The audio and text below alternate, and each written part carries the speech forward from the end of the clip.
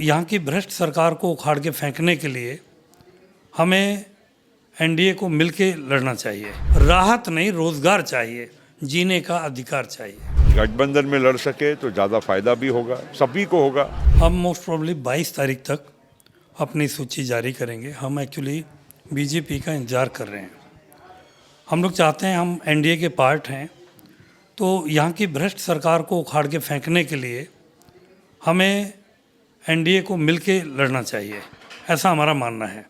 क्योंकि हरियाणा में हुड्डा जी ने यही गलती की कि मिलके नहीं लड़े, और उसका नतीजा ये हुआ कि जनता चाहती थी बदलाव, लेकिन वोटों के बंटने से वहाँ पर फिर सरकार दूसरी बनी उनके हिसाब से।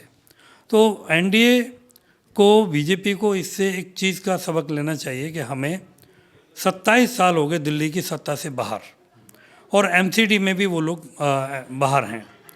तो अगर दिल्ली की जनता को आप कोई राहत देना चाहते हैं, आप दिल्ली की जनता को लूटने से बचाना चाहते हैं, इस भ्रष्ट गवर्नमेंट के चुंगलों से निकालना चाहते हैं, आम आदमी को राहत देना चाहते हैं, तो आपको एनडीए को एनसीपी के साथ मिलके चुनाव लड़ना चाहिए। देखिए, जो दिल्ली की जनता है, सबसे पहला मुद्दा तो दिल्ली के लोगों का ये है कि दिल्ली के लोग टैक्स देते हैं, अपने बच्चों को यहाँ पढ़ाते हैं, लेकिन उनके बच्चों के लिए कोई भी ऐसा प्रिविलेज नहीं है, कोई भी ऐसी पहल नहीं है कि अगर आप दिल्ली पुलिस की भर्ती निकलती हैं तो दिल्ली के लोगों को 50% का उनको प्राथमिकता मिलनी चाहिए। कोई और वैकेंसी, जेईई, एक्शन, कुछ भी वैकेंसी निकले, वो पूरा देश यहाँ पे फॉर्म भर देता है। तो कम से कम हर स्टेट में एक कोटा है।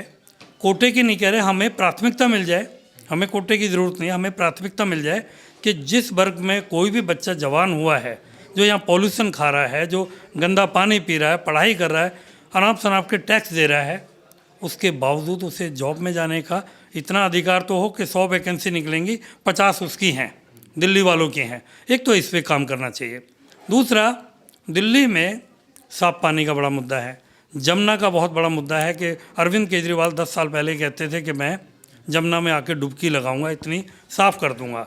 वो इतनी गंदी कर दी। नालियों की सफाई का मुद्दा है, उसके साथ साथ बेरोज़गारों को रोज़गार का मुद्दा है। सबसे बड़ा मुद्दा है, आपको फ्री में कुछ देने की ज़रूरत नहीं पड़ेगी अगर रोज़गार दे दिया। तो हमारा कहना है, राहत नहीं, रोज़गार चाहिए, जीने का अधिकार चाहिए। जी, मैं थोड़ा सा करेक्ट करूं कि 1 नहीं 1.5 लाख के करीब ऑटो चालक हैं, और एनसीपी पार्टी प्रदेश अध्यक्ष होने के नाते मैं पिछले 3 साल से ऑटो रिक्शा चालकों की मुसीबतों को देख रहा हूँ। सबसे पहला जो 5 गारंटी आम आदमी पार्टी ने दी है, जिस सरकार को बनाने में ऑटो वालों का बहुत बड़ा योगदान रहा है, उनको उनके साथ छल कर दिया है आम आदमी पार्टी ने। एनसीपी की इसकी आम आदमी पार्टी की पहली गारंटी जो है वो ये है कि 10 लाख का बीमा फ्री देंगे। 100 रुपये में ग्रुप इंश्योरेंस जो बीमा होता है, वो अगर आप कराएंगे तो 100 रुपये फीस आती है, साल की प्रीमियम आता है। ऐसे एक ऑटो चालक का आपने कीमत ही लगा दी 100 रुपये। दूसरा, उन्होंने निकाला कि 1 लाख रुपये हम बिटिया के लिए देंगे, शादी के लायक होगी तो। अगर जिसकी बेटी नहीं है उसको शादी का उसका बेनिफिट ही नहीं इस योजना का। दूसरा, जिसकी बेटी 15 साल बाद होगी तो उसको भी कोई बेनिफिट नहीं है, ये भी योजना बेकार है। तीसरी योजना उनकी जो है कि बच्चे को पढ़ने के लिए हम कंपटीशन के लिए पैसा देंगे। ऑटो रिक्शा चालकों के बच्चे को क्यों दे रहे हो आप? सबको दीजिए ना। जो गरीब है, जो अपने बच्चे को कंपटीशन में नहीं बिठा सकता, उनको वो ये नहीं दे सकता, कोचिंग लाखों रुपए की कोचिंग है, तो उसको आपको सबको देना चाहिए। यहाँ पर भी ये एक हांडी में 2 पेट करने वाला काम कर रही है। चौथी जो इनकी योजना है, 2500 रुपये की वर्दी दे रहे हैं 6 महीने में। आपको मैं आपके चैनल के माध्यम से बताना चाहूँगा कि 160/92 ये धारा अगर अरविंद केजरीवाल हटा दे, दिल्ली सरकार हटा दे, तो ऑटो रिक्शा चालकों का वर्दी पे होने वाला चालान जो है वो 10,000 रुपये का है। 2,500 रुपये की वर्दी ज़्यादा ज़रूरी है, या साल में 10 बार चालान हो जाए तो उस आदमी को 40,000 रुपये चालान के रूप में देने पड़ जाते हैं। तीसरी चीज़ अगर अरविंद केजरीवाल ने करनी थी तो ऑटो रिक्शा चालक, ऑटो का कीमत जो है 2.5 लाख रुपए है, लेकिन दिल्ली के अंदर 7.5 लाख का मिलता है। ये लूट जो है ये बंद करानी चाहिए थी। आप 2.5 लाख का ऑटो रिक्शा दीजिए ना, यहाँ पे वो काम नहीं किया। दूसरी चीज़, अगर इनको करके देना था ऑटो चालकों के लिए तो उनको करके देना था ऑटो स्टैंड। ऑटो स्टैंड अगर बना देते तो उनका जो गाड़ी में खाना खाते हुए या यूरिन करने जाने के लिए अगर गाड़ी को ऑटो को छोड़ गया और यूरिन करने भी चला गया तब भी कई हज़ार का चालान होता है। तीसरी चीज़, सबसे जो बड़ी चीज़ है, ऑटो चालकों के लिए ये अरविंद केजरीवाल सरकार ने जो करनी चाहिए थी वो करनी चाहिए थी कि ऑटो रिक्शा फाइनेंस कराते वक्त दिल्ली में कोई ऐसा प्रोविज़न नहीं है कि उनको बैंकें फाइनेंस करती हों। प्राइवेट फाइनेंसर जो ब्लड सकर हैं, खून चूसने वाली जोंक, इन्होंने फाइनेंसर को छोड़ा हुआ है और वो अरविंद केजरीवाल की टीम के हिस्सा हैं। वो एक एक ऑटो पर 48% तक ब्याज ले लेते हैं। एक एक ऑटो चालक गिरवी रखा रहता है, बेचारा बिक जाता है, उसके ऑटो को छीन लेते हैं, उसकी रोजी रोटी नहीं चलती, पीटते अलग हैं, ऑटो अलग उठा लेते हैं। तो ये काम करके देना चाहिए था। फ्री में फाइनेंस कराने की, चाहे कोऑपरेटिव बैंक बनाते, चाहे कोई भी पॉलिसी बना के ऑटो चालकों को आप राहत दे सकते थे, वो काम नहीं किया। वर्षों से चुनाव लड़ते आई है। पिछला चुनाव भी हम लड़े थे। दो हमारे पास पूर्व विधायक भी हमारे साथ जुड़े हुए थे। खैर, इस चुनाव में एनसीपी पूरी तरह से अच्छे नंबर ऑफ सीट्स पे लड़ने के लिए तैयार है।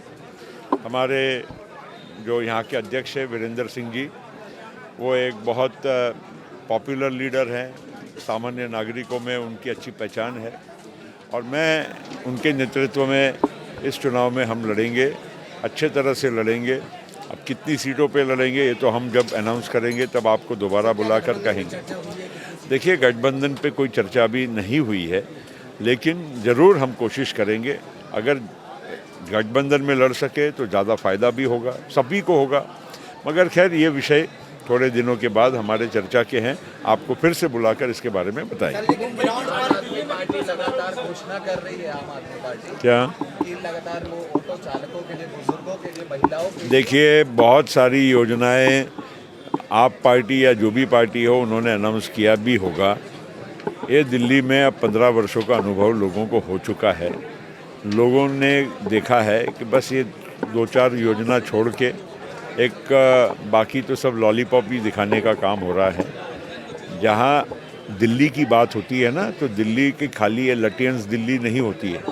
जो झुग्गी झोपड़ी में रहते हैं, बहुत सारे कॉलोनीज़ में लोग रहते हैं, मोहल्लों में रहते हैं, वहाँ की हालत क्या है, वहाँ के लोगों की परिस्थिति अभी भी बहुत ही दयनीय है और ये दिल्ली के लिए ये शोभा देने वाली नहीं है। तो बहुत सारी बातों को लेकर वोट खाली 1-2 मुद्दों पे नहीं होते हैं। वो मुद्दे ज़रूर वो दें, लोगों को जो भी समझाए, लेकिन 15 साल में जो दिल्ली का आम आदमी का, गरीब आदमी का, जो उन्होंने नाम रखा है ना आम आदमी पार्टी, तो गरीब आदमी का, सामान्य आदमी का क्या भला हुआ है। खाली कोई डिस्पेंसरियाँ खोल के या कोई स्कूल देकर आप बोलोगे कि हमने पानी और बिजली, ये 2-4 चीज़ों पे चुनाव ज़रूर लड़िए, मगर उसके अलावा लोगों की ज़िंदगी बदलने का कोई भी काम यहाँ दिल्ली में नहीं हुआ है। और इसलिए लोग दिल्ली के परिवर्तन के लिए तरस रहे हैं और उस परिवर्तन जब चाहते हैं तो ये भी देखेंगे ज़रूर कि कौन सी पार्टी उनको सही दिशा दे सकती है, उनकी नीति क्या है। आज हमारी पार्टी शिव शाहू फुले आम्बेडकर, ये जो हमारे महाराष्ट्र में हमने विचारधारा रखी, वही विचारधारा पूरे देश के लिए लागू होती है, दिल्ली के लिए लागू होती है और हम उसी विचारधारा पे चलने वाली पार्टी है, सर्वसमावेशक पार्टी है। और हम दिल्ली में यहाँ पर लोगों तक पहुँचकर ये हमारा संदेश भी देंगे और अच्छे प्रशासन का, अच्छे नेतृत्व का भी हम लोगों को एहसास कराएंगे। कार्यकर्ताओं की जो खुशी का माहौल देखने को मिल रहा है, क्या लगता है आने वाले वक्त में? देखिए, कार्यकर्ताओं में तो स्वाभाविक उत्साह रहेगा क्योंकि चुनाव विधानसभा के आ गए हैं और वो हर कार्यकर्ता की उमंग होती है, इच्छा होती है कि वो भी आगे बढ़े, मौका मिले। पार्टी ज़रूर योग्य संख्या में, क्योंकि हम ये क्लेम नहीं करेंगे कि हम 70 की 70 सीटों के लिए काबिल हैं, लेकिन हम अच्छे नंबर की सीट लड़ सकते हैं और उसमें से कार्यकर्ता जो अच्छा काम कर रहे हैं, जिनकी वहाँ पर स्थानिक लोकप्रियता है, उस आधार पर हम टिकट जरूर देंगे।